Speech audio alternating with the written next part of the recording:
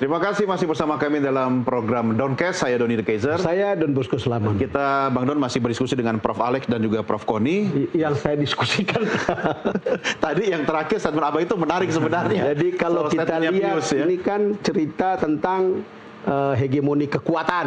Ya, Tentu betul. soal doktrin Monroe di mana kemudian Amerika Ya. is Amerika gitu. Lalu kemudian saya dengar analisis dan banyak juga orang yang sudah kasih tahu itu kan ini kan ujung-ujungnya itu soal penguasaan minyak. Energi. Ya.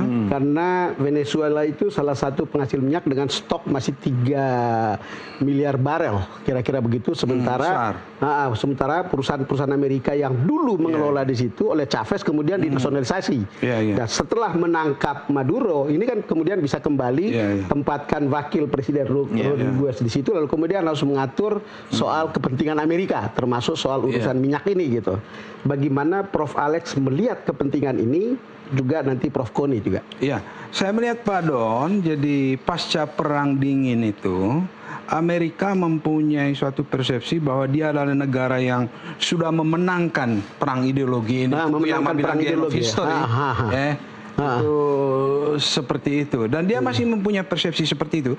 Tapi kondisi pada abad 21 ini sudah tidak mudah lagi Amerika menyatakan supremasinya. Karena dia lihat ada the rise of China, ada Rusia juga yang bangkit dengan kekuatan yang tidak bisa ditaklukkan dengan mudah.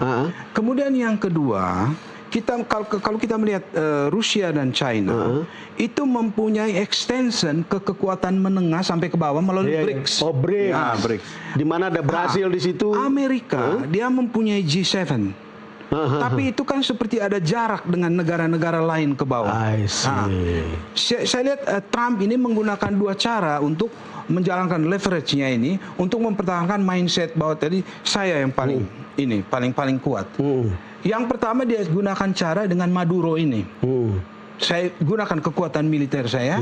Kalau itu mengancam saya akan culik kepala negara ini. Yang kedua dia pakai seperti yang dia pakai kepada Indonesia.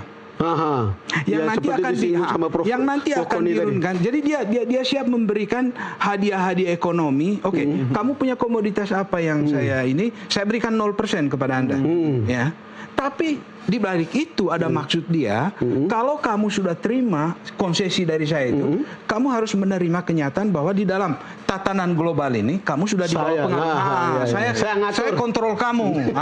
Kalian look, saya beri. Jadi dia itu istilahnya itu apa istilahnya itu Pak Don? Do ut des. Saya beri ini supaya kamu beri saya itu. Transaksional. Trump ini sangat transaksional dan dia gunakan kekuatan militer, kekuatan ekonomi yang disebut di dalam press conference-nya Rubio itu sebagai leverage. Amerika akan gunakan leverage-nya baik dengan cara yang kasar seperti kepada Maduro ini maupun dengan negosiasi perdagangan yang nanti Indonesia akan kena ini akan ditandatangani. Nanti kita diberi konsesi ke kelapa sawit dikirim ke sana tapi kamu punya rare mineral itu kasih ke saya. Jadi ini betul seperti kata Pak Don tadi, ini bagian dari pertarungan hegemoni. Sementara Amerika tidak punya extension ke bawah, karena dia mempunyai G7. Sementara BRICS itu kan sudah plus sekarang. Ada kekuatan menengah di situ yang di bawah China dan Rusia. Dia punya terusan ke bawah. India. Dan kelembagaannya juga bagus. China punya BRI, kemudian iBank di Indonesia. Jadi dia punya kelembagaan itu sangat rapi. Amerika tidak punya itu. Itu saya pikir saya menafsirkan apa yang dilakukan Trump ini mulai menangani satu-satu kekuatan di bawah ini untuk meyakinkan mereka bahwa kamu itu bagian dari sphere of influence saya. Kamu harus ikuti kemauan saya dengan leverage yang dia gunakan tadi itu. Prof. Koni, saya ingin bertanya lebih jauh karena ada analisis yang mengatakan bahwa ini soal minyak yang harus dikuasai oleh Amerika, apalagi ada sejarah sebelumnya Venezuela melalui Hugo Chavez menasionalisasi perusahaan-perusahaan besar, perusahaan-perusahaan minyak Amerika gitu. Apa pandangan Anda tentang ini? Tadi saya sudah sampaikan Pak Don bahwa minyak itu hanya satu hal. Betul. Tetapi ke depan ini perang kita tuh the new gold itu cuma oil. Nah, the new oil itu adalah rare earth material.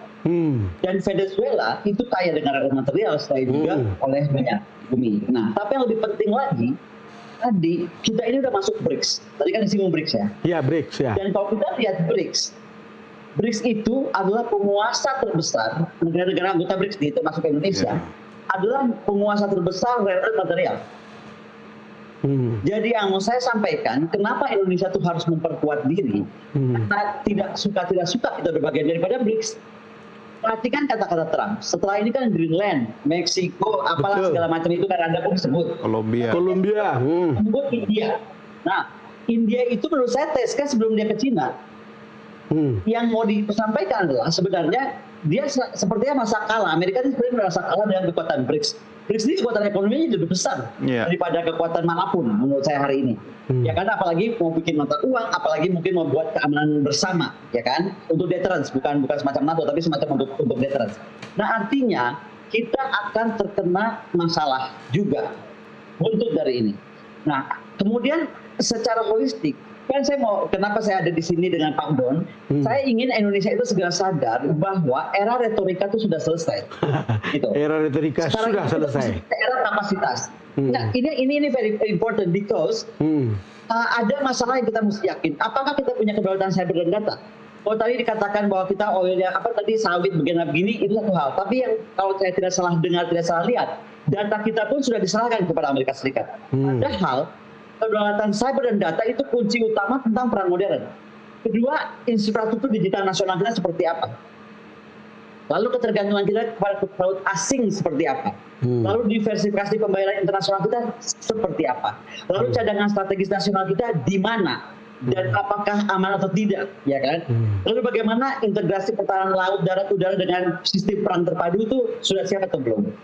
Semuanya ini harus kita siapkan, termasuk bagaimana kita menyiapkan kemampuan lawfare, penguatan hukum nasional dan internasional, sehingga terwujudlah kesadaran elit. Dari 8 item yang saya sampaikan barusan, semuanya dibuat oleh Rusia. Makanya kalau ada pertanyaan, kenapa begitu dibiarkan Ukraina lama banget diperangin sama Rusia?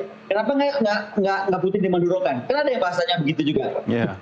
Tidak mudah memadurakan Putin ataupun Xi Jinping. Karena punya 8 elemen tadi. Pertanyaannya kepada Indonesia yang tadi sudah jadi anggota BRICS, tapi jadi incaran baru Amerika Serikat, karena kita juga punya rare earth material, apalagi salah satu mantan menteri tua kita, wah kita kaya nikel, lu udah pengumuman aja kalau bisa Indonesia dibukanya bukan nikelnya. Nah, artinya itu kan membuka lawan nih, target gue, rare earth material gue banyak banget, kan sama aja ngomong kayak gitu. Nah, artinya sekarang kita udah tuet nih untuk tarik kata-kata kita. Tapi tadi, bagaimana mengembalikan kedaulatan data, infrastruktur digital nasional, and so on and so forth, sehingga 9 item yang dimiliki Rusia, kenapa dia survive dengan sanksi ribuan, 8.000 lebih, mungkin 20.000 secara udah, karena dia punya itu. Indonesia siapnya dengan apa yang saya sebutkan. Jadi jangan cuma ngomong, beli pesawat tempur, tambahan lagi berapa, ini itu. No. Kinetic war sekarang itu nomor 2. Non-kinetic war nomor 1. Artinya Prof. Koni, posisi Indonesia sebenarnya sangat-sangat rapuh ya. Plus kita bagian dari BRICS juga ya Prof ya. Terus kalau kita tidak punya kekuatan, kita harus gimana dong position kita sekarang? Nah, salah satu yang saya sedang usulkan di Kremlin lewat Paldai, saya mengusulkan mungkin BRICS ini mesti berubah menjadi semacam aliansi. Tapi faktanya buat fakta non-kinetik, bukan fakta kinetik seperti NATO. Yang non-kinetik. Jadi bagaimana negara-negara BRICS ini punya kedaulatan cyber bersama dan data bersama misalnya. Bagaimana infrastruktur digital BRICS countries itu bisa disesuaikan, disetarakan. Kan beda nih, dari gajah main sama kancil kan, si kancil mesti dibikin agak... Dari gajah main sama kancil. Iya, ya kancilnya harus lincah. Bagaimana sistem finansial, transaksi keuangan, ya kan? Cadangan strategis nasional kita. Contoh nih, saya mau bilang aja.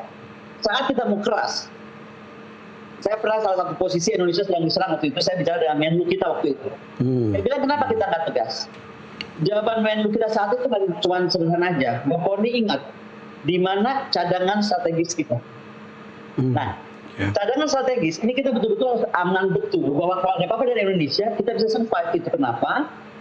Pergaulan kita, membership kita dalam BRICS, itu harus digunakan semaksimal mungkin.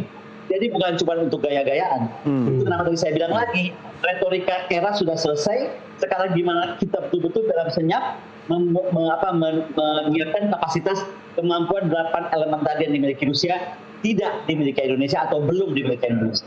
Siapa tahu Bang Don di tengah era retorika yang banyak di sekitar kita juga ada upaya-upaya silent. Udah selesai itu era retorika, jangan lagi. Udah bener itu. Retorika itu sering dengar enak gitu. Enak, tapi jangan-jangan beda dengan situasi Yang di bawah, di bawah. gitu loh. Itu repot. Iya. Prof, kembali lagi ke Prof Alex. Ini saya kebetulan dengar analis asing ya yang bilang bahwa ini berpengaruh pada posisi Cina di Amerika Selatan kan, di Amerika Latin. Karena selama ini kan road itu, Belt and Road Initiative. yaitu inisiatif itu sampai ke sana, lalu kemudian mempengaruhi sejumlah negara di Amerika Latin yang lebih dekat ke Cina, dan itu bahkan mengambil jarak dengan Amerika gitu. Gimana setelah kejadian ini kan betul-betul memukul wajah Cina pada saat delegasi Cina baru keluar dari sana, langsung kemudian diambil itu si Maduro. Gimana, Prof Alex?